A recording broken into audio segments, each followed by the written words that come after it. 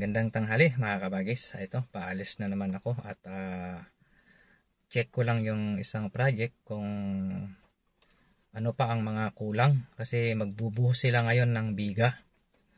So, i-check ko kung mayroon pa bang hindi na ikabit or kulang na mga materials sa ating project na isa. So, sige mga kabagis, kita-kita na lang tayo doon.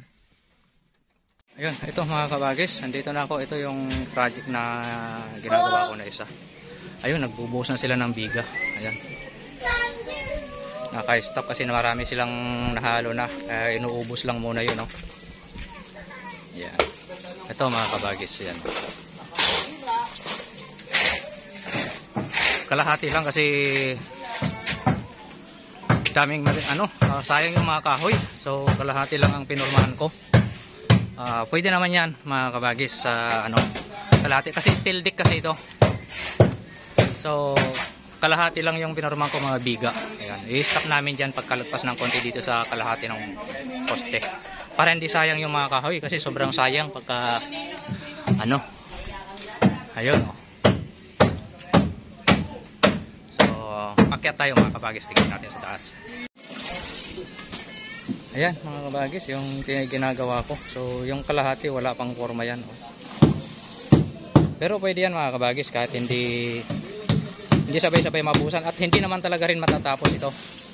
Nabusan ng isang araw lang dahil napakalaki. Yan, so kalahati lang, hanggang dito lang sa tinatayuan ko. Ito kalahati kasi itong, kung napapansin nyo itong portion ito, hallway yan, hallway ng apartment yan ito. So ayan, tatlong kasi ito mga kabagis, tatlong palapag. Ayan. At yung tao ko ngayon ay pipito lang mga yan, hindi na mapasok yung apat. Ayun, oh. Kaumpi-umpisa ko lang nila mga kabagis magbuhos. Hindi rin kasi pwedeng tampakan ng tao at ganun din naman yan. Isang mixer lang naman din yan, hindi nila kakayanin kasi ang isang mixer saglit lang din naman, mga 10-12, ganun lang naman ang kayang tao niyan. Ayun, malaki ito mga kabagis, luwak. Ito mga kabagis, dito ko ikakabit yung mga meter base, kung tawagin ay wire gutter at saka bus bar gutter, or ang tawag doon ay breaker gutter. Ayan. Ito yung poste sa Meralco. I-apply pa namin yan mga kabagis kasi walang linya ng kuryente dito.